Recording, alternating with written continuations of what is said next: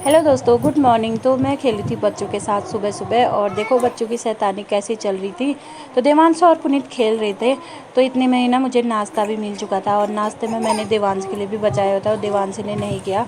तो पुनीत मुझे मांग रहा था। बाहर का मौसम देखा, बाहर का मौसम ना बहुत अच्छा हो रहा था।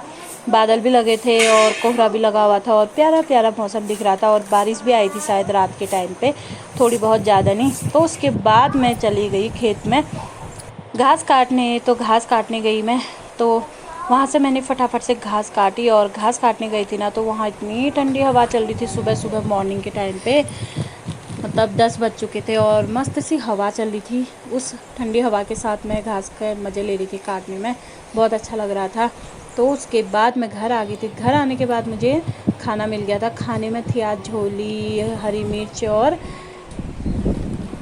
भात और करेला। फिर देवांश भी सोया हुआ था।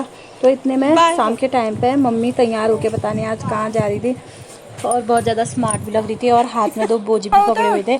तो उसके बाद जेठानी जी जा रही थी घास, और वो मेरे से ना बाय बोल रही थी, और फिर उसके बाद वो देवांश को भी बोल रही थी। तो फिर मैं देवांश और पुनीत को लेके थोड़ी देर नीचे चली गई थी घूमने। इतने में ही दादी जाने लगी थी रास्ते से, और दादी बोल रही थी बच्चों से कि मैं बाद में आऊँगी। और फिर उसके बाद शाम का टाइम हो चुका था, और काले काले बादल लगे हुए थे, और मौसम ना ख़राब हो चुका था। तो उसके बाद देवा मेरे सब पुनीत मेरे साथ खेल कर रहा था। फिर रात का डिनर मिल चुका था, करेले की सब्ज़ी, बैगन की सब्ज़ी और हरी मिर्च और रोटियां।